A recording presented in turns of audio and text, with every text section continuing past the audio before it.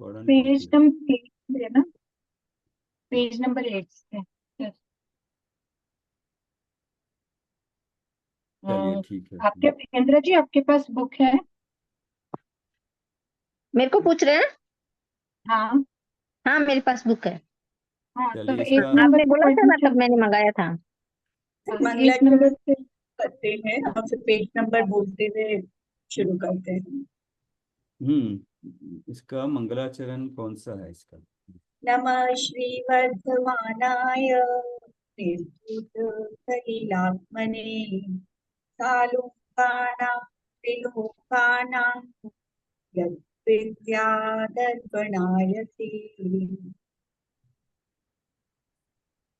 पहला जो श्लोक है ना सर? हाँ यस, वही हाँ, पेज है, वो पे है, पेज है, इसका श्लोक ही है वही है। श्री वर्धमानाय निर्धूत कलिलात्मने सालोकानाम तो त्रिलोकानाम खाना तो यद लोकाना विद्या ना विद्या दर्पणाय। दर्पण ठीक है, आयते। तो कहाँ से शुरू करें फिर? पेज नंबर 8 से फिर शुरू करते हैं। आचार्य चलिए ठीक आचार्य है। श्री समर्थभद्र अच्छा हाँ, स्वामी। प्रश्नोत्तर भी निकालना पड़ेगा। हाँ, इंद्र जी आप शुरू कीजिए।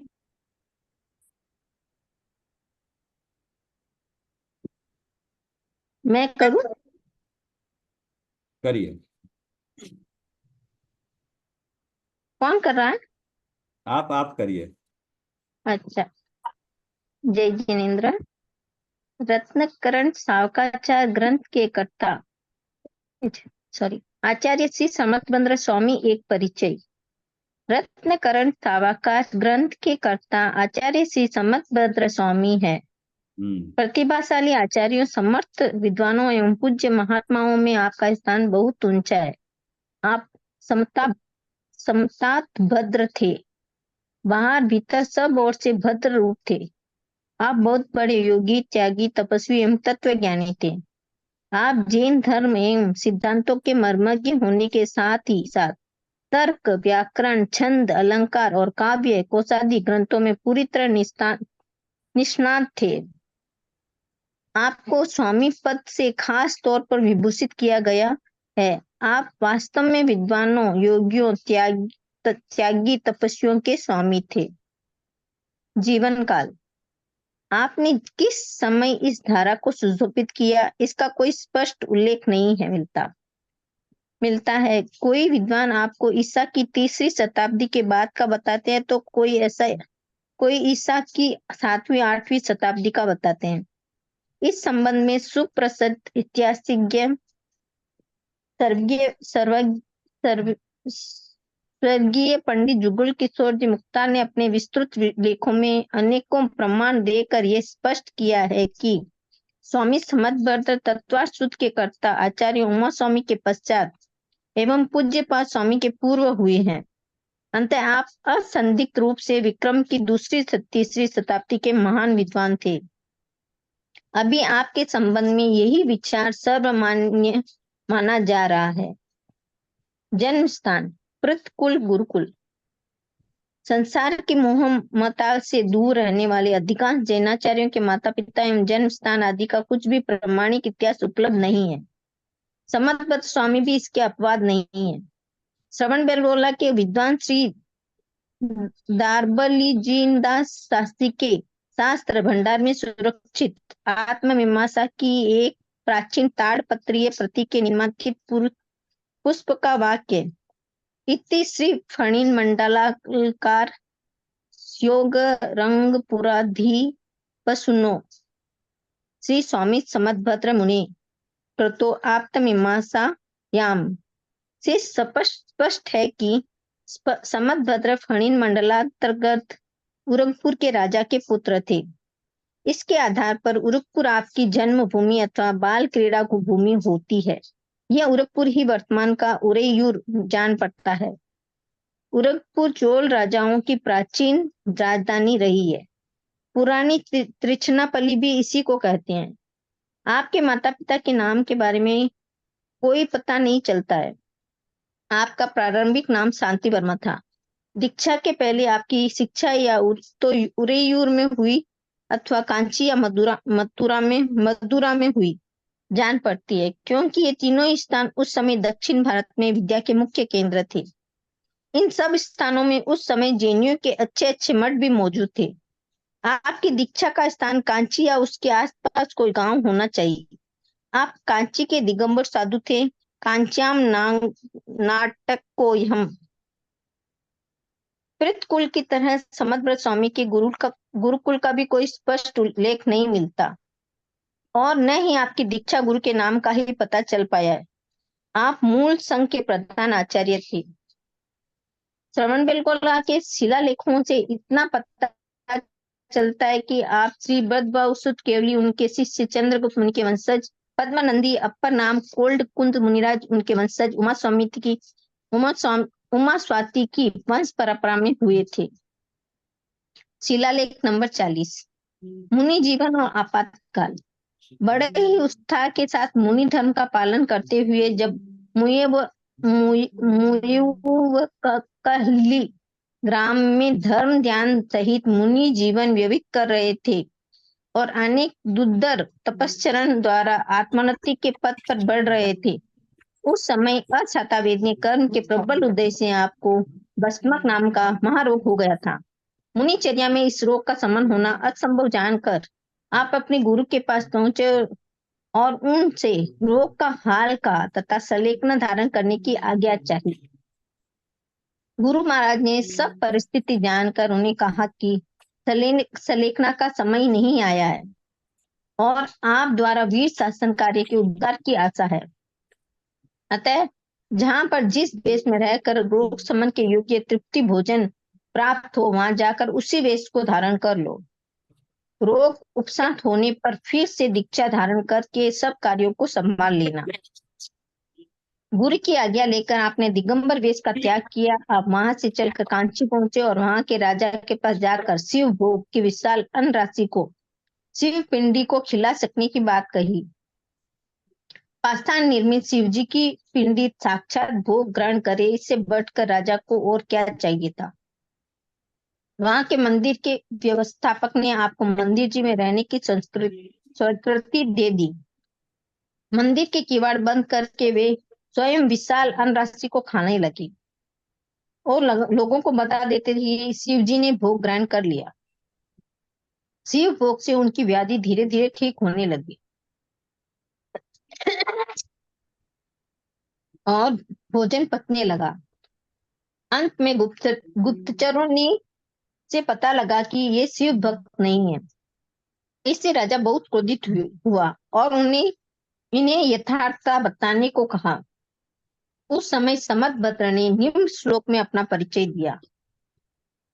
कांच्याम नग्नाटक कुहम मल मलिनत नुरलाम्बुसे पांडुपिंड पुंड्रोंडे साक्य भिक्षु 10 पुरनगरे मिष्ट भोजी प्रियवाट वाराणस्याम भुवम भुवम ससधर धवल पांडुरांगत सतपस्वी राजन यस्यास्ति शक्ति स वदतु पुरतो जैन निकृतवादी। कांची में मलिन वेशधारी दिगंबर रहा। लाम्बुस नगर में भस्म रमाकर शरीर को श्वेत किया। पुंडडोंड में जाकर बौद्ध भिक्षु बना। 10पुर नगर में मिष्ट भोजन करने वाला सन्यासी बना। वाराणसी में श्वेत वस्त्रधारी तपस्वी बना। राजन, आपके सामने दिगंबर जैन वादी खड़ा है। जिसकी शक्ति हो मुझसे शास्त्रार्थ कर ले। राजा ने शिव मूर्ति को नमस्कार करने का आग्रह किया। समदभद्र कवि थे, उन्होंने 24 तीर्थंकरों का स्तवन शुरू किया। जब वे 8वें तीर्थंकर चंद्र प्रभु का स्तवन कर रहे थे, तब चंद्र प्रभु भगवान की मूर्ति प्रकट हो गई।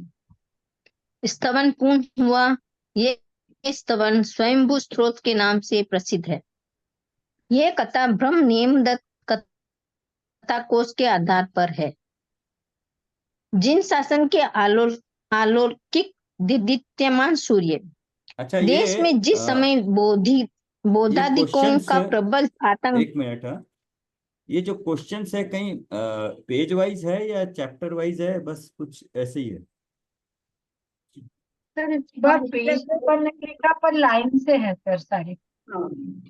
क्योंकि मोक्षकांड प्रकाशक में भी ऐसे ही आए थे, बिल्कुल लाइन से पढ़ते जाओ और आंसर। तो सर आज जितना पढ़ेंगे उसका क्वेश्चन उतने कर लेंगे आज की आज, मतलब अपने आप कर लेंगे। तो ना रीडिंग होते जाएगा, उसमें टिक लगाते जाएंगे, फिर वो बाद में भर देंगे क्यूआर शीट, सर आखिरी में भर देंगे। अभी बुक में टिक लगाते जाते हैं। ठीक है। एक क्यूआर शीट भी आई होगी ना सबको, हम्म एक ठीक है, इसी और कोई तरह। पढ़ ले। हाँ,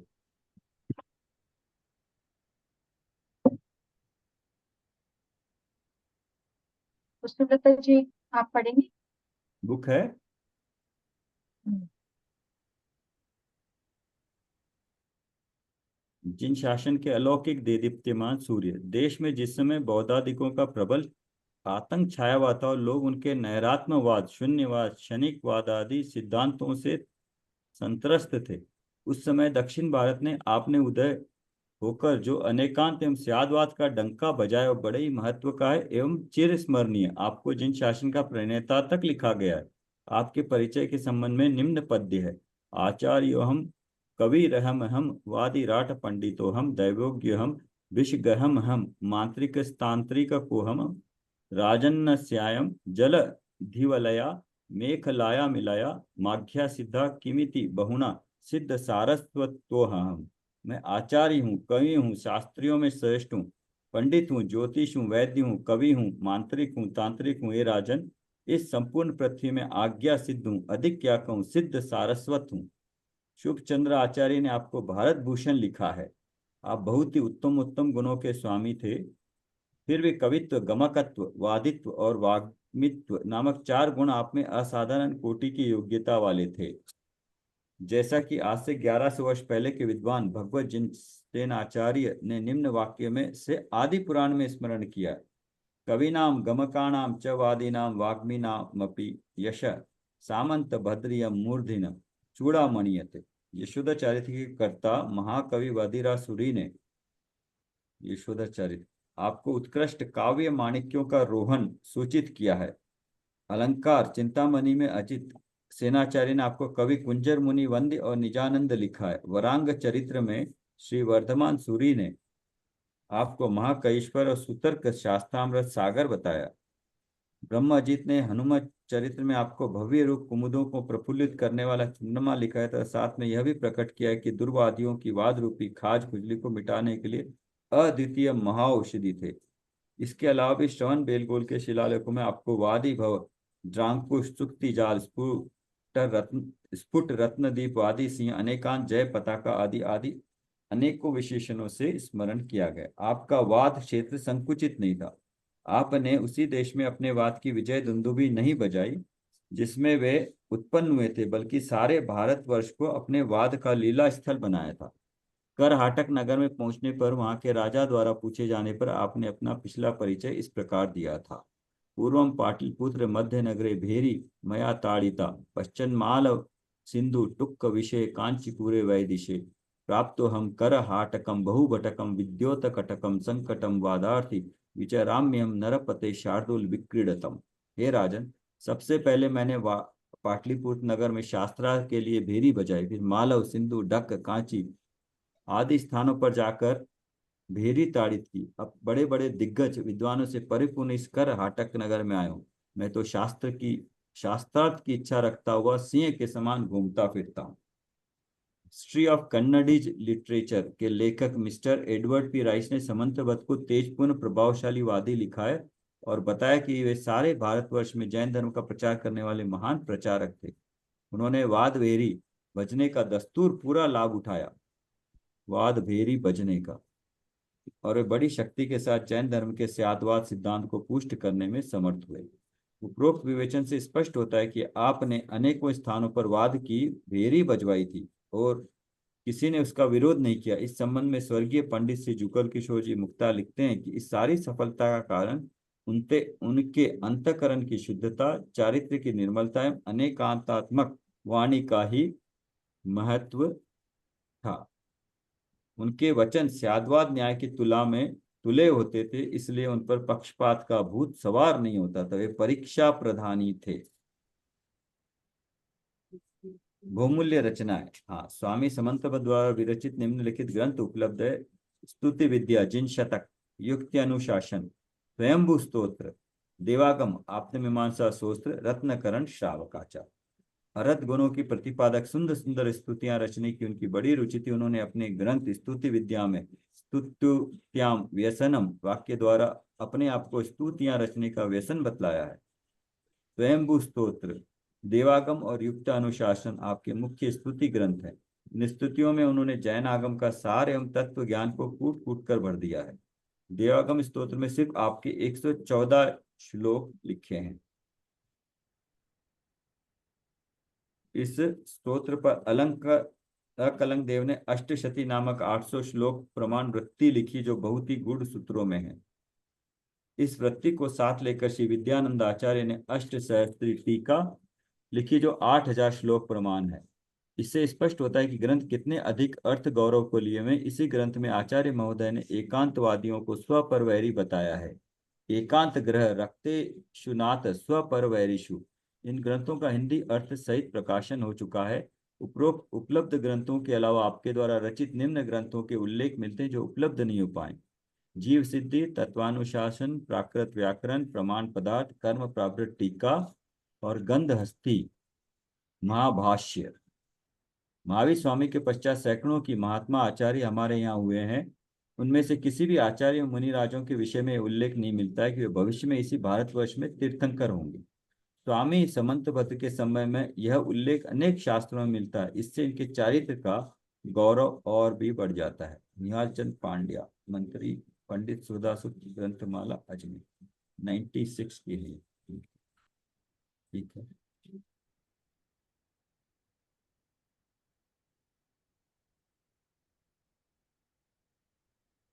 अभी पंडित सदासुख जी कासलीवाल के बारे में पढ़िएगा कोई और।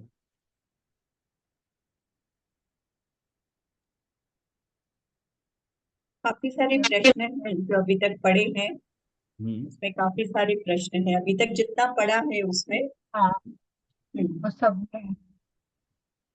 पंडित, सर मैं पढ़ती हूँ।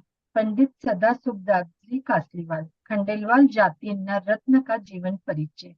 पंडित सदा सुखदास जी कासलीवाल पंडित राजमल जी एवं आचार्य कल्पश्री पंडित टोडरमल जी की परंपरा के विद्वान हुए हैं। वे पंडित जयचंद जी छाबड़ा के प्रशिष्य व पंडित मन्नालाल जी के शिष्य थे। अतः आपके विचारों पर उनकी छाया स्वाभाविकतया पूर्ण रूप से पड़ी जान पड़ती है। उन्होंने अपना पूर्ण जीवन मां सरस्वती की उपासना में व्यतीत किया और ज्ञान रूपी महादान की परंपरा को आज तक अक्षुण्ण बनाए रखने का आपने ही पूर्ण श्रेय प्राप्त किया। आज से करीब 200 वर्ष पूर्व ईस्वी सन 1795 पंडित सदा सुखदास कासलीवाल का जन्म जयपुर में चैत्रवदी 14 संवत 1852 में हुआ। आपके पिता का नाम दुलीचंद जी था। आपके पुत्र गणेशी लाल जी थे। उनके दत्तक पुत्र श्री राजूलाल जी थे और राजूलाल जी के पुत्र मूलचंद जी थे। अब आपके वंश में कोई नहीं है। मनिहारों का रास्ता जयपुर में स्थित आपके मकान में एक चैत्यालय, जो आज भी डेडाको का चैत्यालय कहलाता है। पंडित जी के पूर्वज डेडराज जी थे, अतः उन्हीं के नाम पे डेडाका कहलाने लगे। उन्होंने अर्थ प्रकाशिका की प्रशस्ति में स्वयं कहा है, डेडराज के वंश माही एक किंचित ज्ञाता, दुलीचंद का पुत्र कासलीवाल विख्याता, नाम सदा सुख कहे आत्म सुख का बहु इच्छुक, सो जिनवाणी प्रसाद विषय ते भय निरुक्षुक। भगवत ये सुमन जी जयपुर में है, कभी देखा है आपने? जाके देख सकते हो। हाँ, देख सकते हैं, हाँ, गई नहीं हूँ मैं। डेडाको का चैत्यालय। हाँ हाँ, चैत्यालय इस बहाने देखिएगा कितनी दूर है, उसके हिसाब से डेडा का। मनिहारों के रास्ते में डेडा का, तो हाँ जाएंगे सर कभी डेडा। मार्केट ही होगा ना मनिहारों का रास्ता, तो वही हाँ। चौड़ा बाजार में तो। हाँ, वहाँ अपने बहुत सारे मंदिर हैं। टोडरमल मंदिर भी बहुत अच्छा है। मतलब सारे प्रतिलिपि सारे वो ताड़पत्रों पे लिखा हुआ है, जो उनके हस्तलिखित है ना सब, देखा हाँ, हुआ है। उस मंदिर में जाना तो हुआ था, पर बहुत गहराई से देखा नहीं, बारीकी से पूरा मंदिर घूमने का काम नहीं हुआ। हाँ, अच्छा है, टोडरमल जी का मंदिर बहुत अच्छा है। हाँ, भगवती आराधना वचनिका की प्रशस्ति में कहा है, खंडेल श्रावक कुलठाम तिनमें एक सदा सुख नाम, गोत्र कासली वाल जु कहे, नित जिनवाणी सेवन चहे। पंडित सदा सुखदास जी की विद्वता की ख्याति सर्वत्र फैली हुई थी। उनकी चित्तवृत्ति, सदाचारित्र, आत्मनिर्भरता, अध्यात्म रसिकता, धर्मात्मा और साधर्मियों के प्रति वात्सल्यता, जिनवाणी का निरंतर स्वाध्याय, चिंतन आदि से ओतप्रोत थी। प्राय प्रत्येक व्यक्ति किसी न किसी रूप में कुल परंपरा से प्राप्त पंथ या आमनाई आदि में जन्म लेकर और किसी न किसी रूप में उसका आजीवन निर्वाह करने का प्रयास करता रहा। किंतु इनमें से कुछ ऐसे भी महान व्यक्तित्व संपन्न पुरुष होते हैं जो अपने अध्ययन, अनुभव, संगति तथा सही गलत की पहचान के आधार पर कुल परंपरा से प्राप्त पंथादि को छोड़कर यथार्थता के ग्रहण में किंचित संकोच नहीं करते। ऐसे ही महान व्यक्तित्व संपन्न पंडित सदा सुखदास जी थे, जिन्होंने उस समय जयपुर के विद्वत मंडली के सत्संग में दीर्घ काल तक स्वाध्याय आदि के बाद स्वविवेक के आधार पर अपनी कुल परंपरा से प्राप्त 20 पंथ के स्थान पर शुद्ध पंथ के रूप में 13 पंथ को सहज रूप में अपनाया। तत्पर प्रवचन, आचर, विचार, चिंतन तथा लेखन कार्य किया। हाँ सुमन जी, आपको तो ये 20 पंथ और ये 13 पंथ पता होगा ना क्या होता है? हाँ, हाँ, तो थोड़ी अपन जो जानकारी। आगम, हाँ, ये जो अपन आगम पढ़ रहे हैं, ये 13 पंथ का है। 20 पंथ में सब महिलाओं को भी सारा कुछ रहता, फूल भी चढ़ते हैं भगवान के हम्म। ऊपर, अभिषेक भी करते हैं, मतलब पूरा वो 20 पंथी का थोड़ा सा अलग होता है। जैसे मेरे को नैवेद्य लगता है भी निष्पन्न यहाँ पे भावनाएं तो थोड़ा श्वेतांबर परंपरा से हाँ, प्रभावित तो है। मिलता जुलता, हाँ मिलता जुलता है। तत्कालीन मतलब 20 पंथी थी, वो 13 पंथी पंथ को अपनाया उन्होंने, शुद्ध पंथ के उसको। अच्छा, ये आप कैसे कर रहे हो? आप मतलब क्वेश्चन पढ़े हुए हैं आपके या क्या इसको? क्योंकि अगर क्वेश्चन देख रहे हैं तो ये तो वापस पढ़ना पड़ेगा। हाँ, मेरे को लग रहा है कि जो पढ़ रहा है और क्वेश्चन दो तीन मतलब देख लेते हैं तो वहां रुक के कर लेते हैं, हाँ, एक एक फिर अदरवाइज ऐसे पैराग्राफ। में ध्यान देना पड़ेगा। हाँ, फिर ऐसे में जितना अपन पढ़ेंगे अपन उसके बाद टिक लगा लेंगे, इतना तो याद रहेगा अपने को। नहीं, अभी जैसे है यहाँ पे लिखा है कोई नाम है पर्टिकुलर, और कितने हाँ छंद है, नाम देखना पड़ेगा, भी छंद देखना पड़ेगा, हर एक की अलग हाँ, अलग है। बैक तो पीछे तो करना पड़ेगा, हाँ, मुझे नहीं, लग रहा है साथ साथ कर लेते हैं। पढ़ना पड़ेगा पूरा फिर, एक्चुअली, क्योंकि वो जगह फिर देखनी पड़ेगी। तो साथ साथ कर लेते हैं, कोई कोई फर्क नहीं पड़ेगा उसमें। हम्म। हम्म। या फिर साथ ही कर रहे हैं तो इसको कोई क्वेश्चन निकले तो आंसर निकले तो बता के वहां पे ये आंसर है बता दो, हाँ, हो जाएगा। सभी लोग कर लेते हैं ना, एक साथ ही कर लेते हाँ, हैं। एक साथ हाँ, साथ कर क्योंकि लेते हैं उनको जब ना पढ़ ही रहे उतना तो। टाइम भी नहीं है दोबारा पढ़ने के लिए भी। हाँ, दोबारा पढ़ना तो फिर पढ़ना ही पड़ेगा, उसके बिना आंसर नहीं दे पाएंगे। हम्म। तो जैसे हाँ जैसे कोई पढ़ रहा है एक एक क्वेश्चन देखे, इधर आंसर आते जाए, इसका आंसर यहाँ है, अपने आप देखे, बोले यहाँ है, अपने आप देख लें। हाँ, ये शुरू के हाँ, तो कुछ किए हैं मैंने पढ़ते हुए नहीं, अभी। अपना शुरू से ही करते हैं। आप प्रश्न पढ़िए, फिर हम टिक लगाते रहते हैं। श्री सुमन जी पढ़िए। रत्नाकरण, पहला है श्री रत्नाकरण श्रावकाचार ग्रंथ के कर्ता कौन है? आचार्य सामंत भद्र स्वामी। हाँ, ये तो देखा ही है। हाँ। और दूसरा प्रश्न है, ग्रंथ के कर्ता सामंत भद्र आचार्य बाहर और भीतर सबों से भद्र रूप थे, अतः उनको किस नाम से संबोधित करते हैं? ये तो इसमें एग्जैक्टली तो कहीं आया नहीं, सामंत भद्र ही होना चाहिए। हाँ हाँ, ये इसमें ये नाम नहीं है एक्चुअली, तो उनको किस हाँ नाम से संबोधित करते, जो हाँ, तो जो सामंत रेफरेंस भद्र। दिया है। हाँ, भाई और भीतर वाला जो सेकंड पैरा था उसमें इसका नाम नहीं, इनका नाम नहीं है। हाँ, एग्जैक्टली तो ये लिखा नहीं, मगर जो आंसर्स हैं, ऑप्शन है, उसमें सामंत भद्र ही होना चाहिए। हाँ, बाकी दूसरे नाम है ना वो तो। हम्म। तीसरा है, आचार्य सामंतभद्र देव भारत की इस धरा को कब सुशोभित कर रहे थे? विक्रम की दूसरी तीसरी शताब्दी में। हाँ, ये यहाँ पे दिया है, पहले हम्म। हमने देखा था। हाँ, ये है ईसा की 7वीं 8वीं, मतलब विक्रम की दूसरी तीसरी। तो विक्रम की अपेक्षा से दूसरी तीसरी शताब्दी में हो गया ये। हाँ, काची के राजा के अगर आचार्य संबंध देवी द्वारा 24 तीर्थों का स्तवन प्रभु करते समय, भगवान सर, चंद्र प्रभु भगवान चंद्र प्रभु। आठवें तीर्थ। हाँ, तो उनकी मूर्ति आ गई थी, वो थी चंद्र प्रभु भगवान की, करेक्ट।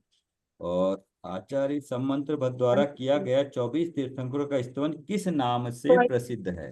वो है स्वयंभू स्तोत्र। स्तवन स्वयंभू स्वयंभू स्तोत्र। स्तोत्र। हाँ, स्वयंभू स्तोत्र है। ओके। शुभ चंद्र आचार्य ने समंत भद्रदेव को किस नाम से संबोधित किया था? भारत भूषण सर। वो भी, हाँ, शुभ चंद्र आचार्य ने आपको भारत भूषण लिखा है। आचार्य समंत भद्रदेव को भव्य रूप कुमुदों को प्रफुल्लित करने के लिए चंद्रमा तथा दुर्वादी की वाद रूपी खाज को मिटाने के मौषधि किस ग्रंथ में कहा गया है? प्रफुल्लित वचन है इसे, ये हनुमत चरित्र में। ठीक है। हिस्ट्री ऑफ कन्नड़ीज लिटरेचर, हाँ, ये लेखक मिस्टर एडवर्ड ने आत्मिक संबंध में क्या लिखा है? तेजपूर्ण प्रभावशाली वादी। नहीं सर, प्रभाव, उपर्युक्त सभी सभी लिखा है, हाँ, सभी फिर लिखा जैन है धर्म सर। के महान हाँ, प्रचारक भी है और साद्वाद सिद्धांत को, सभी लिखा। हाँ, पुष्ट, हाँ, करने में समर्थ है। उपयुक्त सभी आ गए थे। सिंह के समान विचरण करता, यह शंखनाद किसके द्वारा किया गया था? हे राजन, आचार्य मैं तो समंत शास्त्र, भद्र। हाँ? आचार्य समंत समंत भद्र ने ये तो कहा था इन्हीं कि का मैं है, तो ठीक है। हाँ, ये तो आचार्य सिंह। अनेक स्थानों पर वाद की भेरी बजवाई थी और किसी ने उनका विरोध नहीं किया। इस सारी सफलता का क्या कारण है? अंतःकरण, हाँ, ये तो लिखा सभी था, अंडरलाइन भी किया उपयुक्त था मैंने। सही सर। हाँ, अंतःकरण की शुद्धता, चारित्र्य की निर्मलता, अनेकांतवाद का महत्व, उपयुक्त सभी। सभी स्वामी उपयुक्त समंत सभी। द्वारा विरचित कितने ग्रंथ वर्तमान में उपलब्ध हैं? हाँ, ये उपलब्ध है 5। 5।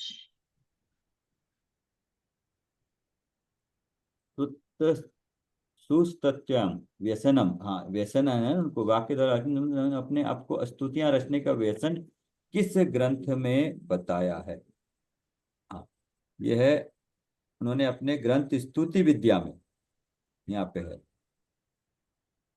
स्तुति विद्या, करेक्ट। और फिर आचार्य कलंगदेव ने देवागम स्तोत्र के आधार पर कितने श्लोक प्रमाण वृत्ति लिखी है? 800 सर, 800 श्लोक। क्योंकि अभी यहाँ पे है, हाँ, 800 आचार्य सर। कलंगदेव ने अष्टशती वृत्ति लिखी है, 800, करेक्ट। 800 श्लोक प्रमाण। विद्यानंद आचार्य देव, अच्छा, ने अष्टशास्त्री टीका, हाँ, टीका का नाम अष्टशास्त्री टीका, 8000 श्लोक का। अभी यहाँ आ गए ना, श्लोक आ गए। देवागम स्तोत्र में कितने श्लोक हैं? तो देवागम 114 सर। श्लोक में तो देवागम में 114, हाँ, और आचार्य विद्यानंद देव द्वारा रचित अशास्त्री ग्रंथ में कितने श्लोक प्रमाण है? तो 2 हो गए ना, तो ये है 8000। 8000 आएगा। 8000 अष्टशास्त्री में आचार्य समंत भद्रदेव के देवगम स्तोत्र के अंतर्गत एकांतवादियों को कैसा बताया है? तो वो तो बताया स्व पर वैरीशु, स्व पर बैरी। और स्वामी समंत भद्र द्वारा रचित इनमें से कौन सा ग्रंथ अनुपलब्ध है? तो देवागम स्तोत्र तो है, भाष्य सर। और गंधस्ती गंधहस्ती भाष्य, हाँ, गंधहस्ती नहीं है सर। भाष्य, महाभाष्य नहीं है। मैंने तत्वार सूत्र में भी पढ़े थे सर ये हाँ, सब चीजें। युक्तानुशासन भी है, देवागम भी है, और स्वयंभू सूत्र, तीनों ही है। ठीक है। स्वामी समंत भद्रदेव रचित इनमें से कौन सा ग्रंथ उपलब्ध है? फिर वही है, स्तुति विद्या। स्तुति विद्या ना। हाँ, स्तुति विद्या। स्तुति विद्या उपलब्ध है सर, बाकी ये 3 के नाम ही नहीं आए हैं। आचार्य समंत भद्रदेव द्वारा रचित उपलब्ध ग्रंथों के अलावा अनुपलब्ध ग्रंथ कितने हैं? 6। सर 19 में क्या होगा आंसर? 6 19 ये में जीव तत्वार ये है ना, सूत्र। ये स्तुति विद्या। स्तुति स्वामी, इनमें से कौन सा ग्रंथ उपलब्ध है? तो देखोगे स्तुति विद्या उपलब्ध है। प्राकृत वावरण और जीव सिद्धि और प्रमाण पदार्थ ये उपलब्ध नहीं है। नहीं है। ओके। आचार्य समंत भद्र द्वारा रचित उपलब्ध अनुपलब्ध ग्रंथ कितने हैं? टोटल 6। 6 है सर, ये पीछे नाम दिए हुए हैं पेज नंबर 12 पर। हाँ, हाँ, बस यहाँ मुनि अवस्था में भस्मक रोग होने पर समंत भद्रदेव ने जब अपने गुरु से संलेखन का निवेदन किया तब उनके गुरु ने किसका आदेश दिया था? मुनि पद शिथिल दीक्षा छेद का। आचार्य दीक्षा दिया शिक्षा क्षेत्र। दीक्षा छेद का ना। हाँ, उनको दीक्षा छुड़वा दी थी ना। हम्म।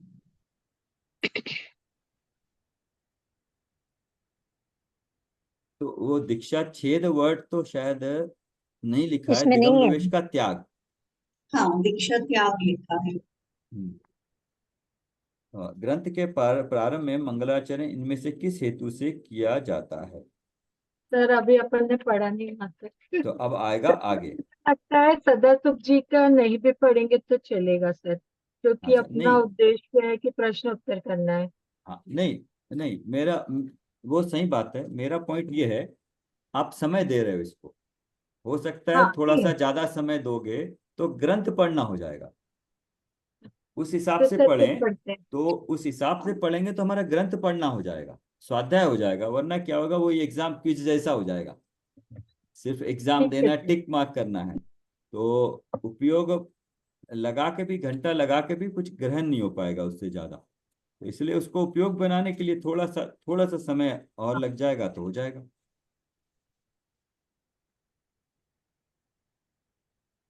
तो सर हम अभी इन्हीं का मतलब जीवन परिचय पढ़ते हैं, क्योंकि अब अगला क्वेश्चन मंगलाचरण जब आएगा तब आएगा। तो मंगलाचरण से कर लेते हैं, ये छोड़ देते हैं, ये अपने आप पढ़ सकते हैं। तो मेन ग्रंथ तो हमें वहां पढ़ना है, इनके बाद तो बाद में पढ़ सकते हैं, मुख्य रूप से हाँ देख ही मैं लिया। वही कह रही थी कि ये जीवन परिचय छोड़ देते हैं। हाँ, यस, जीवन परिचय छोड़ देते हैं। बट नहीं, मैं कह रहा हूँ मेन प्रस्तावना ग्रंथ का। प्रस्तावना पढ़ते हैं सर पर। हाँ, यस, मेन ग्रंथ को अच्छी तरह पढ़ लेते हैं, ज्यादा हाँ डिस्कशन ना हो बट एटलीस्ट समझ लेते हैं उसको। यस, प्रस्तावना पढ़ते हैं। मैं थोड़ा पढ़ती हूँ, फिर कुसुमलता आंटी आप पढ़ेंगे। सब दो दो तीन तीन पेज पढ़ेंगे तो पेज कंटिन्यूअस नंबर किसी को भी, 23, हाँ, मतलब एक जोर के नहीं बाद होगा। एक पढ़ना शुरू करते हम्म, जाएंगे। अपने आप को ही टेक ऑन कर हाँ, लीजिए रिले की तरह ना। आवाज नहीं आ रही है आपकी। मैं पढ़ना शुरू करती जब तक आप निकलिए। चंडन योग में धर्म का वर्गीकरण श्रावक धर्म और मुनि धर्म के रूप में किया गया है। श्रावक धर्म का निरूपण करने वाले अनेक ग्रंथों में प्रस्तुत ग्रंथ रत्नकरण श्रावकाचार्य सर्वाधिक प्राचीन एवं सर्वमान्य ग्रंथराज है। श्रावक धर्म का निरूपण करने वाले ग्रंथों के नाम प्रायः श्रावकाचार्य नाम से ही पाए जाते हैं, जैसे रत्नकरण श्रावकाचार्य, अमित गति श्रावकाचार्य, वसुनंदी श्रावकाचार्य, धर्म संग्रह श्रावकाचार्य, प्रश्नोत्तर श्रावकाचार्य आदि। इसके अपवाद भी हैं, जैसे पुरुषार्थ सिद्धि उपाय और सागर धर्मामृत। मतलब पता ही लग गया कि सब में श्रावकाचार्य लगाते, पर दो ऐसे भी हैं जिनमें चारित्र के हैं पर नहीं लगाया है हाँ, श्रावकाचार्य। वो पुरुषार्थ सिद्धि जो हमने देखा है वो हमारा पढ़ना हो जाएगा। वो और रत्नकर्ण श्रावकाचार आचार के बारे में दो हो जाएगा। और मुनियों का जब आता है तो वो मूलाचार एक ग्रंथ है जो मुनि लोग पढ़ते हैं। श्रावकाचार्य में आचार्य शब्द का प्रयोग यद्यपि धर्म के अर्थ में ही होता है, तथापि जगत जन उसके व्यापक अर्थ को न समझ पाने के कारण मात्र क्रियाकांड रूप बाह्याचार्य ही ग्रहण करते हैं। श्रावक धर्म का कथन करने वाले प्रस्तुत ग्रंथ में आचार्य समंतबद्ध धर्म की परिभाषा इस प्रकार देते हैं: सददृष्टि ज्ञान वृत्तानि धर्म धर्मेश्वरा विदु। धर्म के ईश्वर तीर्थंकर भगवंतों ने सम्यक दर्शन, सम्यक ज्ञान, सम्यक चारित्र को धर्म कहा है। धर्म की उपयुक्त परिभाषा में मात्र आचरण को ही नहीं, अपितु श्रद्धा ज्ञान चारित्र की निर्मल परिणति को धर्म कहा गया है। अतः श्रावक का बाह्याचार मात्र ही श्रावक धर्म नहीं है, अपितु श्रावकोचित रत्नत्रय रूप निर्मल परिणति ही वस्तुतः श्रावक धर्म है। यही कारण है प्रस्तुत ग्रंथ रत्नकरण श्रावकाचार्य में सर्वप्रथम सम्यक दर्शन का विस्तार से सांगोपांग विवेचन किया गया है।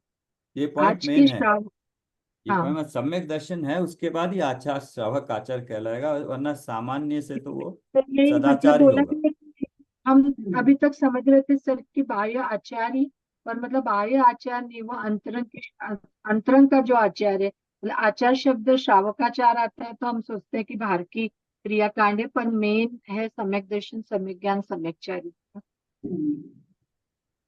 सर हमने पढ़ा भी है ना कि कोई भी अनुयोग पढ़ ले भाव उसके वही आएंगे कि हमें रत्नत्रय की प्राप्ति ही करनी है, चाहे यस। प्रथमानुयोग पढ़ ले, कुछ भी पढ़ लें।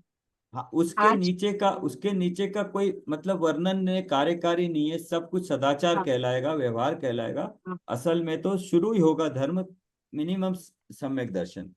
रत्नत्रय। आज के श्रावक या तो श्रावक धर्म से अपरिचित ही है या फिर बाह्य क्रियाकांड में ही उलझे रहते हैं। सम्यक दर्शन श्रावक धर्म का मूल है, इस बात की ओर उनका ध्यान ही नहीं जाता। सम्यक दर्शन के विषयभूत शुद्धात्मा की चर्चा तक उन्हें नहीं सुहाती। उन्हें आचार्य समंत भट्ट के निम्न कथन पर ध्यान देना चाहिए। दर्शनम ज्ञान चारित्रादिमान मुपास्तेनु दर्शनम कर्णधारम तन्मोक्ष मार्ग प्रचक्षते विद्यावृत्तस्य संभूतिः स्थितिः वृद्धि फलोदया न संतर्पति सम्यक्त्वे बीजाभावे तरोरि। जिस प्रकार नाव में नाविक का महत्वपूर्ण स्थान है, उसी प्रकार मोक्ष मार्ग में सम्यक दर्शन का महत्वपूर्ण स्थान है, क्योंकि वह मोक्ष मार्ग का कर्णधार है। यही कारण है कि मोक्ष मार्ग में सम्यक ज्ञान, सम्यक चरित्र की अपेक्षा सम्यक दर्शन की उपासना प्रधानता से की जाती है। जिस प्रकार बीज के बिना वृक्ष की उत्पत्ति, स्थिति, वृद्धि एवं फलागम असंभव है, उसी प्रकार सम्यक दर्शन के बिना सम्यक ज्ञान और सम्यक चरित्र की उत्पत्ति, स्थिति, वृद्धि एवं फलागम संभव ही नहीं है। धर्म का आरंभ ही सम्यक दर्शन से होता है। यह बात संपूर्ण जिनागम में स्थान स्थान पर अत्यंत स्पष्ट रूप से कही गई है। कविवर पंडित दौलत राम जी की निम्नलिखित पंक्तियां भी स्पष्ट घोषणा करती है।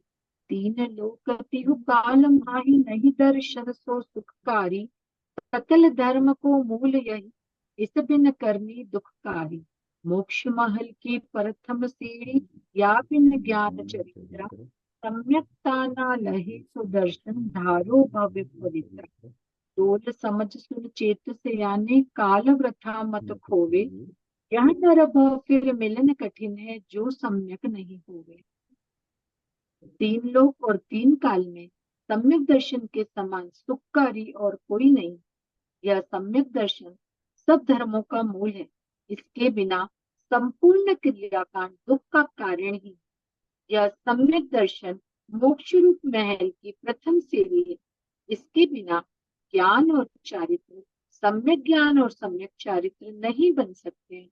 अतः हे भव्य जीवों, सर्वप्रथम इस पवित्र सम्यक दर्शन को धारण करो।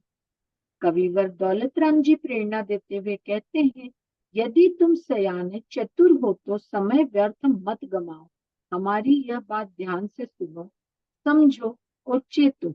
यदि इस मनुष्य भाव में सम्यक दर्शन की प्राप्ति नहीं हो पाई तो यह मनुष्य भाव मिलना अत्यंत कठिन है। सर्वश्रेष्ठ दिगंबराचार्य कुंद कुंद तो यहाँ तक कहते हैं, दर्शन भट्टा भट्टा दर्शन भट्टस्य गणति परिणाम। जो सम्यक दर्शन से भ्रष्ट है वे वस्तुतः भ्रष्ट ही है, क्योंकि सम्यक दर्शन से भ्रष्ट लोगों को मोक्ष की प्राप्ति नहीं होती है। प्रस्तुत ग्रंथ में सम्यक दर्शन की परिभाषा भी चरणानुयोग आचरण की दृष्टि से की गई है, जो इस प्रकार है। सुमन जी पढ़ लीजिए आप। श्रद्धानं परमार्थानां आप्त आगम तपोभृतां त्रिमूढ़ा पूर्णमष्टांगं सम्यक दर्शनमस्मयम्। तीन मूढ़ता रहित सच्चे देवशास्त्र गुरु का श्रद्धान ही सम्यक दर्शन है। वह सम्यक दर्शन 8 मदों से रहित और 8 अंगों से सहित होता है। उक्त परिभाषाओं में देवशास्त्र गुरु के 3 मूढ़ता रहित श्रद्धान को सम्यक दर्शन कहा गया है। अतः सच्चे देवशास्त्र गुरु और 3 मूढ़ताओं का स्वरूप जानना आवश्यक है, अन्यथा सम्यक दर्शन का स्वरूप भी स्पष्ट न होगा। इसी प्रकार सम्यक दर्शन को 8 मद रहित एवं 8 अंग सहित कहा गया है। इस कारण 8 अंगों और 8 मदों के स्वरूप का स्पष्टीकरण भी आवश्यक था। अतः इसके प्रथम अध्याय में इनका स्वरूप बताया गया है। हाँ, इसमें यदि कई सारे तो जो है श्लोक इसमें आगे आएंगे, ये इसी के श्लोक हैं जो बीच में से लिया है। और कुछ आपको याद आ रहा है वो अष्टपाहुल के आ रहे हैं सारे। हाँ, हाँ, अष्टपाहुल के हैं ये पढ़े हुए। और हम्म, एक वर्ड कितना इंपॉर्टेंट, मनुष्य भव में सम्यक दर्शन की प्राप्ति नहीं हो पाई तो फिर ये मनुष्य भव मिलना अत्यंत कठिन है। बहुत कठिन तो है। हाँ, आगे की बात तो दूर, मतलब जितना जल्दी हो सके, जो अब समय सार पढ़ रहे हैं ना, उस पे चिंतन करके ज्ञायक भाव का निर्णय करना कितना जरूरी हो जाता है। तो ठीक है, हम उसी रास्ते पे चल रहे हैं। हम्म। यद्यपि देव शास्त्र गुरु की श्रद्धा में तत्वार्थों की श्रद्धा एवं आत्मानुभव समाहित ही है, तथापि यहाँ आचरण की प्रधानता होने से उन्हें मुख्य नहीं बनाया गया है। देवादिक के स्वरूप के सम्यक परिज्ञान के अभाव में भूदेव आदि के आराधना द्वारा गृहित मिथ्यात्व का पोषण होना स्वाभाविक है। सामान्य जनों को भूदेव आदि के चक्कर से बचाने के लिए यह आवश्यक है कि सच्चे देव शास्त्र गुरु के स्वरूप पर विस्तार से प्रकाश डाला जाए। अतः इसके हिंदी वचनिकाकार पंडित सदा सुखदास जी ने इनके स्वरूप पर विस्तार से प्रकाश डाला है, जो कि मूलतः पठनीय है। दिगंबर जिन धर्म जैसे वीतरागी धर्म में भी रागी द्वेषी देवी देवताओं की पूजा प्रतिष्ठा आरंभ हो गई है, उसे देव मूर्ता बताते हुए वे लिखते हैं, तथा व्यंतर क्षेत्र पालादिक को अपना सहाय माने हैं, सो मिथ्यात्व का उदय का प्रभाव है। बहुरी केते कहे हैं, जो चक्रेश्वरी पद्मावती देवी ये शस्त्र धारण किए जिन शासन की रक्षक हैं तथा सेवकनी की रक्षा करने वाली एक एक तीर्थंकरनी की एक एक देवी है, एक एक यक्ष है, इनका आराधन करने पूजने तय धर्म की रक्षा हुई है। ये धर्मात्मा की रक्षा करे है, ताकि इन देविनी का और यक्षनी का स्तवन करना पूजन करना योग्य है। देवी समस्त कार्य के साधने वाली तीर्थंकरनी की भक्त है, इस बिना धर्म की रक्षा कौन करे। याहिते मंदिरनी के मध्य पद्मावती का रूप जाके 4 भुजा तथा 32 भुजा और नाना आयुधनी करी युक्त और तिनके मस्तक ऊपर पार्श्वनाथ स्वामी का प्रतिबिंब और ऊपर अनेक फणनी का धारक सर्प का रूप करी बहुत अनुराग करी पूजे हैं। सो सब परमागम ते जानी निर्णय करो, मूड लोकनी का बहाया बहिबो बहकावे में आना योग्य नहीं। तो बता रहे हैं कि क्या क्या क्या क्या हो रहा है, मान रहे हैं, तो ये पूजना योग्य नहीं, दूसरों के बहकावे में आना मूर्खता है। प्रथम तो भवनवासी व्यंतर ज्योतिषी इन 3 प्रकार के देवनी में मिथ्या दृष्टि ही उपजे है। सम्यक दृष्टि का भवन त्रिक देवनी में उत्पाद ही नहीं, अर स्त्री पना पावे ही नहीं।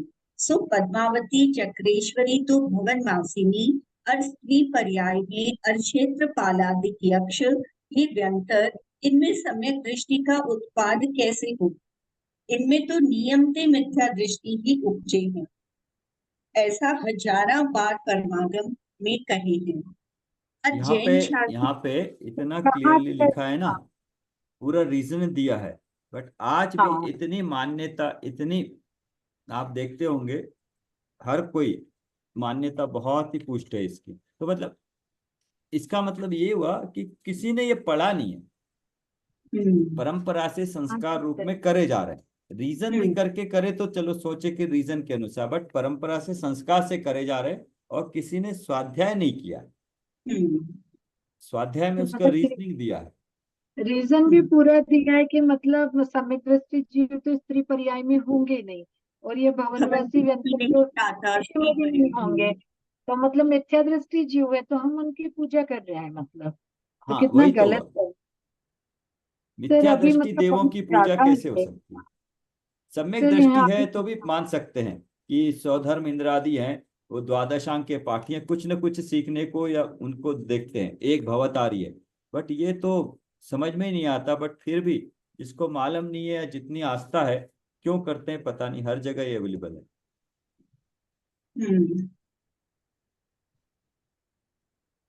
और जैन शासन में वो ऐसी कई कथा है जो शीलवान तथा ध्यानी तपस्विनी के धर्म के प्रसादते देवनी के आसन कंपायमान भये और देव जाय उपसर्ग टाले और नाना रत्ननी करी पूजा करी।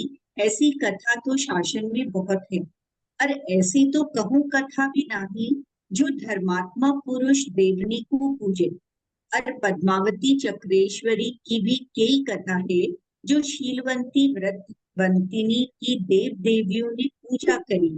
और शीलवंती व्रतवंती तो जाय को देव देवी की पूजा करी नहीं लिखी।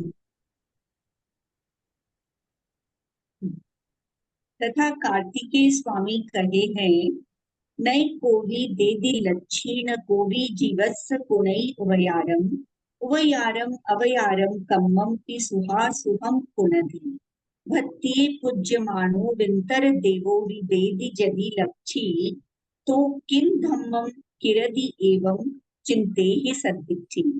अर्थ, इस जीव को लक्ष्मी नाही देवे है, और जीव का को उपकार अपकार को नहीं करे है। जो जगत में उपकार अपकार करता देखिए है, सो अपना किया शुभ अशुभ कर्म करी करे है। बहुरी जो भक्ति करी पूजे व्यंतर देव ही लक्ष्मी देवे, तो दान पूजा शील संयम ध्यान अध्ययन तप रूप समस्त धर्म काहे को करी। बहुरी जो भक्ति करी पूजे वंदे उदेव ही संसार के कार्य सिद्ध करेंगे, तो कर्म कछु बात ही नहीं धरी। व्यंतर ही समस्त सुख का दायक रहे, धर्म का आचरण निष्फल रहा। बहुरी जो मंत्र साधन विद्या आराधन देव आराधन है, ते समस्त पाप पुण्य के अनुकूल फले हैं। ताते जो सुख का अर्थी है, ते दया क्षमा संतोष निर्वाचकता मंद कषायता वीतरागता करी एक धर्म ही का आराधन करो, अन्य प्रकार वांछा करी पाप बंध मत करो।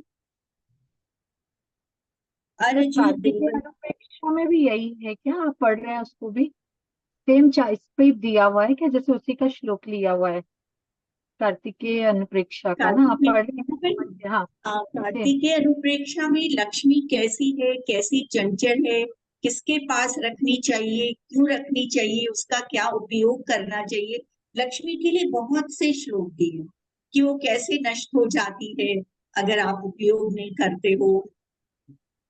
तो वो बहुत सारे श्लोक दिए हैं लक्ष्मी के लिए।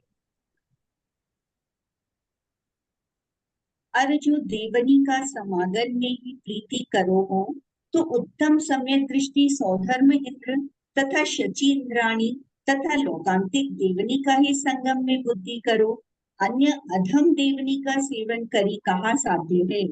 वो कह रहे हैं कि देवी देवताओं को पूजना है, तो जो सम्यक दृष्टि देव देवी है उन्हें पूजो ना, सौधर्म इंद्र शची इंद्राणी लोकांतिक देव।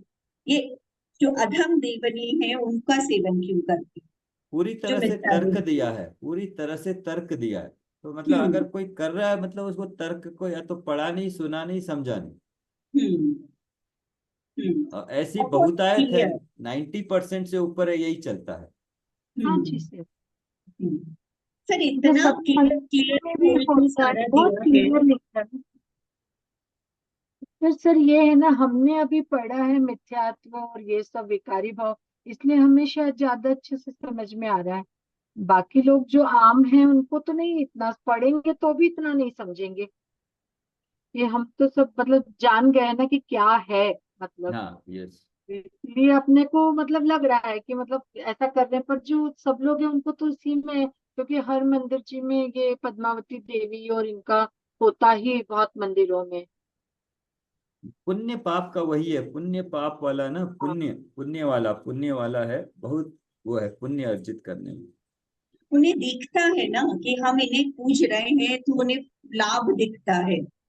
वो समझते नहीं है कर्मों के उदय से आपको लाभ मिला है, पुण्य का उदय आया है, तो वो लाभ मिल गया, चाहा फल मिल गया। वो उन्हीं देवी देवताओं का विश्वास कर लेते हैं कि उन्हीं के देने से हुआ है, मिला। नहीं, लेकिन हर एक को नहीं मिलता है ना, वो भी सच है। हाँ, वो नहीं मान, वो पूछता भी नहीं वो है। तो पूर्व भोग का है वो तो सारा, और उसको मतलब उस पुण्य को पाप में कन्वर्ट हो रहा है। जो पुण्य से मिला है वो सारे पाप कार्यों में लग रहा है। वो जो पुण्यानुबंधी पाप है, पापानुबंधी पुण्य जो कहते हैं, वितराग विज्ञान में पढ़ा था सर। मतलब स्वाध्याय कितना जरूरी है। हाँ, बहुत स्वाध्याय जरूरी है, करने वो से भी तो सब एक कुछ एक पता एक लगेगा, नहीं सिलसिलेवार से, तो बीच में से कोई नहीं, हाँ। अच्छी तरह समझ के पूरा पूरा समझे। अब जो समय सार देख रहे हैं कितनी अपेक्षाओं से, बीच में से कोई भी पेज पढ़ लिए तो बहुत भारी नुकसान हो जाएगा। एक शुरू से हम्म लेके आखिर तक कुछ ना कुछ पढ़ेंगे तब समझ में आया कितनी अपेक्षाओं से क्या क्या बताया। हम्म सर मतलब उसमें भी पूरा यही है ना, स्वाध्याय अच्छी जैसे तरह कि से समझना जरूरी है वस्तु अब को। सर यदि कोई वो व्यवहार वाला ही, जिसमें व्यवहार की थोड़ा उपादेय बताए, वो श्लोक पढ़ ले तो वो करेक्ट। व्यवहार को सच मानने लग जाए, आगे पीछे का ना पढ़े तो। हाँ, यस, फिर वो निश्चय चीज। का भूल जाएगा वो। पूरा हाँ समझना है।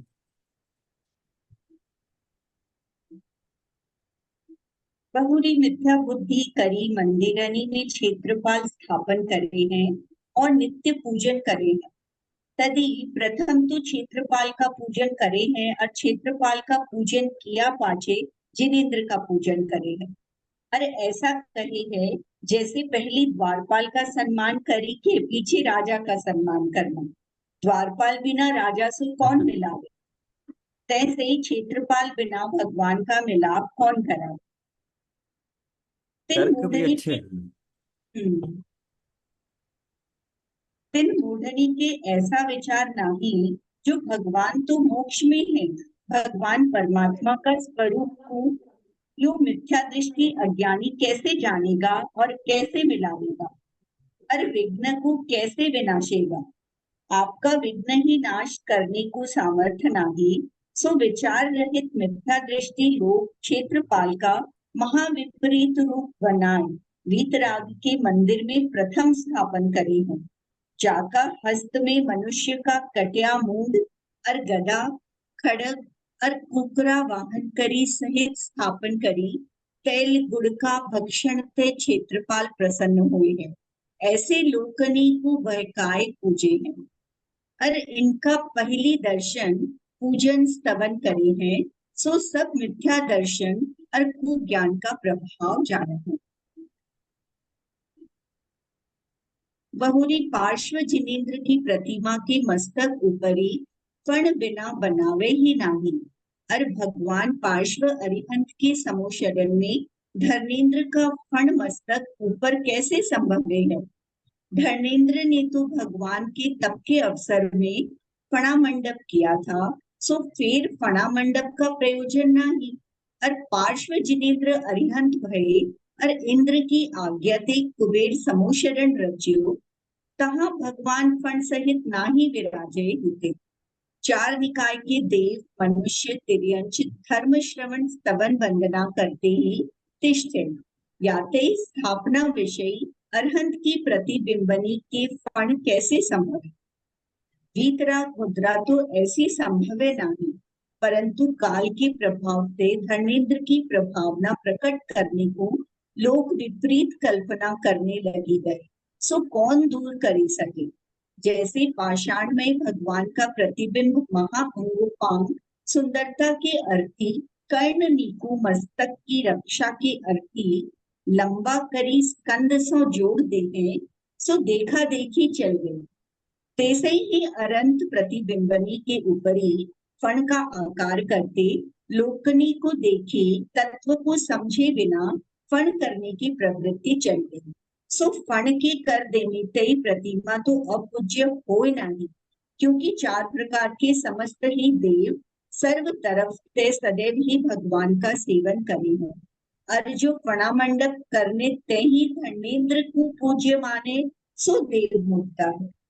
ये बहुत अच्छा है, डिटेल में यहाँ पे मैं पहली बार देख रहा हूँ, इतना हाँ डिटेल में कहीं और नहीं दिया इस बारे में। और हम्म ये मेरा सबसे पहले डाउट था मुझे कि भगवान तो तीर्थंकर हो गए, उनकी मूर्ति के साथ कोई मूर्ति ऐसी नहीं दिखती जहाँ पे फन ना हो।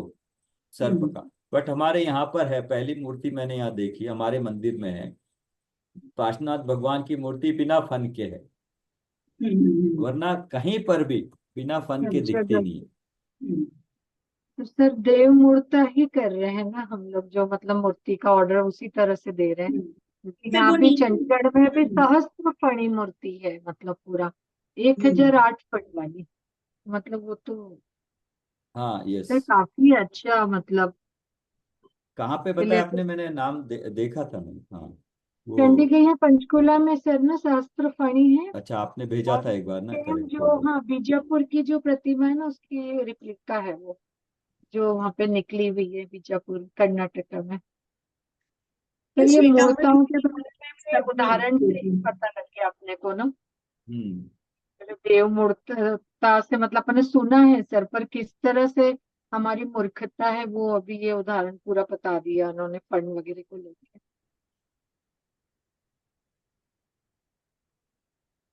सर वही कह रहे हैं कि देव देव पार्श्वनाथ भगवान को, अरहंत भगवान को पूजना बुरी बात नहीं है, लेकिन फण को बना के उनको धर्मेंद्र को साथ में पूज रहे हैं, ये देव मूर्ता है। तो यस। हाँ हम्म, बट पार्श्वनाथ भगवान की कई मूर्ति आपको बिना फन के दिखती नहीं है, कहीं पर भी ले लो।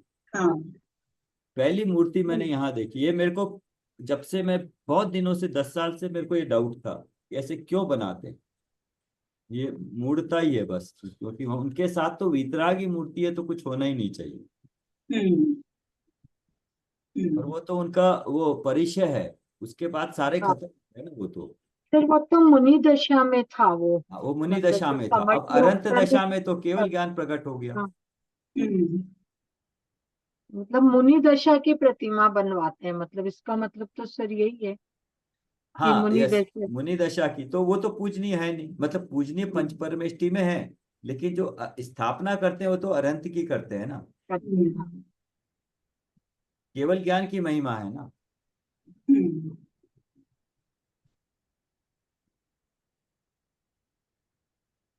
क्या इसको खत्म करना है? 2 पेज और है या रुकेंगे?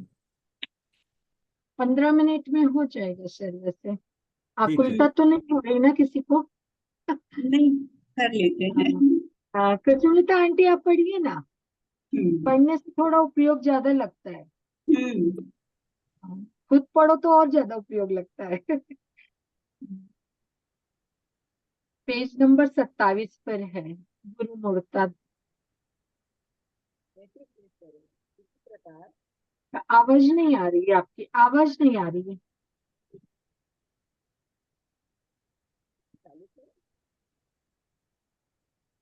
इसी प्रकार अब आ रही क्या? बहुत कम है, बिल्कुल नहीं सुनाई दे रही। क्यों, आज फोन में कुछ गड़बड़ है क्या, मोबाइल में? आवाज नहीं आ रही है। हाँ इंद्र जी आप पढ़ लीजिए ना।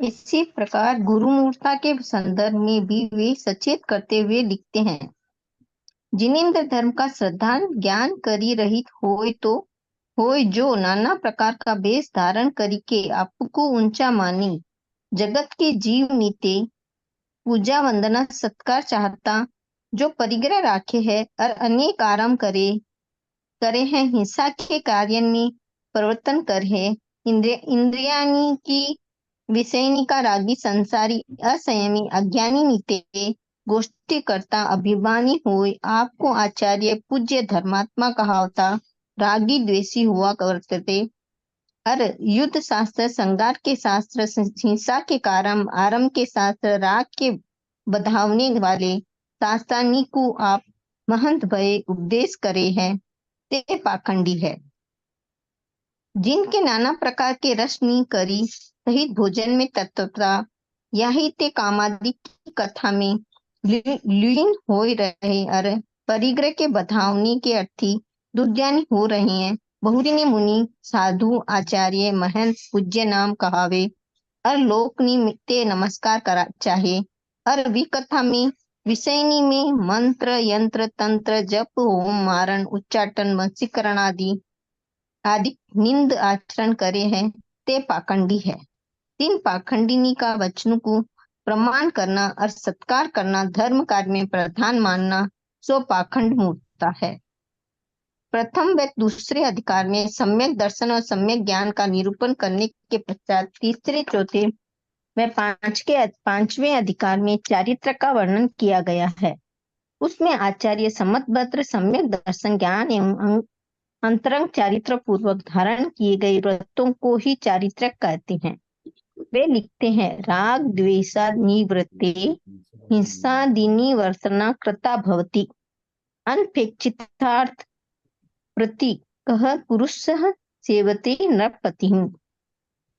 राग द्वेष का अभाव हो जाने पर हिंसादि पापों की निवृत्ति हो ही जाती है, क्योंकि जिसे धनादि की अपेक्षा नहीं है वह पुरुष राजा की सेवा क्यों करेगा। पंडित सदाशिवदास जी की ये वंचनिका मात्र सामान्यार्थ नहीं है, इसमें यथास्थान आवश्यक विषयों का विस्तार भी किया गया है। संबंधित विषय अन्य ग्रंथों से भी उद्भूत किए गए हैं। जैसे हिंसा के प्रकरण में बहुत से छंद आचार्य अमृतचंद के पुरुषार्थ सिद्धि उपाय से उद्भूत किए गए हैं, क्योंकि अहिंसा हिंसा का जैसा उत्कृष्ट विवेचन पुरुषार्थ सिद्धि उपाय में प्राप्त होता है, वैसा अन्य श्रावकाचारों में नहीं। पंडित श्री सदाशिवदास जी की भाषा वंचनिका की सबसे बड़ी विशेषता षष्ठ भावना महाधिकार की स्वतंत्र रचना है। 95 व्रतों की 5-5 भावनाएं ग्रंथांतरों में पाई जाती है। विस्तृत वंचनिका होने से उनका विवेचन तो इसमें स्वाभाविक ही होता, किंतु इस अधिकार में अन्य भावनाओं का भी समावेश किया गया है, जिनकी जानकारी वे मुमुक्षु समाज को कराना चाहते थे। जैसे 16 कारण भावना, 12 भावना, मैत्री आदि 4 भावना, 10 लक्षण धर्म, 4 ध्यान, 12 तप, बहिरात्मा आदि आत्मा के 3 वेद आदि का विस्तृत विवेचन उल्लेखनीय विशेषता है। इस विवेचन में उनकी मौलिक प्रतिभा के दर्शन होते हैं। इसमें उनका सदाचारी व उपदेशक विद्वान का व्यक्तित्व उभर कर सामने आता है। लगता है जैसे कि वे स्वयं विशाल सभा को संबोधित कर रहे हो। वे प्रतिभा विषय को स्पष्ट करने के साथ साथ हृदय को हिला देने वाली प्रेरणा भी देते जाते हैं, जो अल्प शिक्षित व्यापारी पुरुष वर्ग एवं भावुक भद्र महिला वर्ग के हृदय तक पहुंचकर उन्हें उद्वेलित कर देती है, जीवन को सार्थक कर लेने के लिए प्रेरित करती है। यही कारण है कि उनकी ये सरल सरस कृति आज जन जन की वस्तु बनी हुई है। यद्यपि ये महाअधिकार पंडित सदाशिवदास जी की मौलिक रचना है, तथापि उन्होंने अपनी कल्पना से नहीं अपितु परमागम के आधार पर बनाया है। अधिकार का प्रारंभ करते हुए स्वयं इस बात का उल्लेख करते हैं, जब श्री परम गुरु का प्रसाद करी परमागम की आज्ञा प्रमाण भावना नामा महाअधिकार लिखिए। समस्त धर्म का मूल भावना है। भावना ते ही परिणामनि की उज्ज्वलता होई है। भावना ते मिथ्या दर्शन का अभाव होई है। भावना ते व्रतनी में दृढ़ परिणाम होई है। भावना ते वितरागता की वृद्धि होई है। भावना ते अशुभ ध्यान का अभाव होई, शुभ ध्यान की वृद्धि होई है। भावना ते आत्मा का अनुभव होई है, इत्यादि हजारों गुण निकु उपजाने वाली भावना जानी। भावना को एक क्षण हूं मती छोड़ो। 225 पृष्ठों में इस अधिकार का विस्तृत विवेचन करने के उपरांत भी उनका मन भरा नहीं। यद्यपि और बहुत कुछ लिखने की भावना उनके हृदय में थी, तथापि स्वास्थ्य की शिथिलता के कारण उन्हें अपनी भावना को बलात् संयमित करना पड़ा। जैसा कि इसी अधिकार के अंत में वे स्वयं लिखते हैं, अब यहाँ अनेकांत भावना और समय सारादि भावना वर्णन करी चाहिए, परंतु आयु काय का अब स्थिर पर नाते ठिकाना नहीं। ताते सूत्रकार का कहा कथन को समेटना उचित विचारी मूल ग्रंथ का कथन लिखी है। उक्त कथन से स्पष्ट प्रतीत होता है कि वे ग्रंथ रचना के समय में ही स्वास्थ्य की शिथिलता अनुभव करने लगे थे। समता भाव की धनी पंडित श्री सदाशिवदास जी की ये वैराग्य रस्य सरोवर वचनिका जीवन शोधन के लिए अमृत परमामृत है। उनके हृदय में समय सार की कितनी महिमा थी, ये बात उनके निम्नलिखित प्रशस्ति वाक्य में प्रकट है। समय सार गुण कहनु समय सार गुण कहनु को सक्त न सुर गुरु होय, ताको शरण सदा रहो रागादिक मल धोय। यदि समय सार भावना भी लिखी जाती थी तो उसमें मुमुक्षु समाज को नया प्रमेय मिल सकता था, परंतु हमारे दुर्भाग्य से उनकी ये भावना अपूर्ण ही रह गई। यह उनके जीवन की अंतिम रचना 68 वर्ष की उम्र में एक प्रतिपूर्ण हुई है। इसमें उनके जीवन का सार आया है। अत्यंत विगलित हृदय से उन्होंने इस ग्रंथ की टीका की है। यह टीका विक्रम संवत 1820 में पूर्ण हुई। उसके बाद से अधिक 2 वर्ष तक ही जीवित रहे। अंतिम प्रस्तुति के कुछ अत्यधिक महत्वपूर्ण छंद द्रष्टव्य है। हे जिनवाणी भगवती भुक्ति मुक्ति दाता, तेरे सेवन ते रहे सुखमय नित अविकार। दुख दरिद्र जानियो नहीं, चाह न रही लगार। उज्जवल ये समय विसरतर यो तेरो उपकार। 68 वर्ष जो आयु के बीते तुझ आधार, शेष आयु तव शरण ते जाऊ यही मम का सार। जितने भवे तितने रहो, जैन धर्म अमलान। जिनवर धर्म बिना जू मम, अन्य नहीं कल्याण। जिनवाणी सुविनती मरण वेदना रोग, आराधन के शरण गति, देवो मुझे परलोक। बाल मरण अज्ञान ते, करे जू अपरंपार। अब आराधन शरण ते, मरण हो अविकार। हरि अनिति कुबरण कहो, करो जू ज्ञान अखंड। मोको नित मुसिति करो, शास्त्र जू रत्न करंड। उनके जीवन में कोई लौकिक अभाव नहीं रहा और उनका संपूर्ण जीवन साहित्य, आराधन, चिंतन, मनन में ही बीता। अंत तक भी वे इसी में लीन रहे। उनकी इस मंगल कृति से मुमुक्षु समाज को लाभ उठाना चाहिए, ऐसी भावना के साथ विराम लेता हूँ। 15 मार्च 1994, टोडर मठ स्मारक भवन, जयपुर। डॉक्टर हुक्मीचंद जी भारिल। पद स्वभाव पूर्व उदय, निहचे उदम काल। पक्षपात मिथ्या मत, पत सरवंगी शिवचार। इसमें सिर्फ प्रस्तावना ही डॉक्टर ये साहब देखेंगे ने ना, प्रस्तावना सिर्फ प्रस्तावना लिखी है भारिल जी ने। बाकी तो इसका ये जो बीच बीच में आ रहे हैं वो कौन सी भाषा है पता है ना?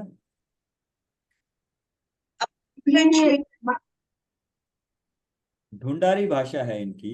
हाँ, ढूंढारी, हाँ इसमें हाँ। लिखा है ना हिंदी टीकाकार कौन सी ढूंढारी भाषा है, पंडित सदासुख सदाजी कासलीवाल हिंदी में थी। उसका हिंदी रूपांतरण मन्नूलाल जैन वकील सागर और प्रस्तावना डॉक्टर हुकुमचंद भारिल ने लिखी है। वो हिंदी का रूपांतरण हम आगे पढ़ेंगे विस्तृत से। ठीक है,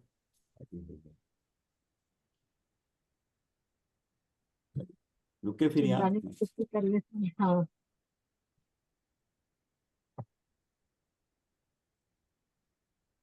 निज निधि निज में बताई, यह अनंत अनंत उपकार है, उपकार है।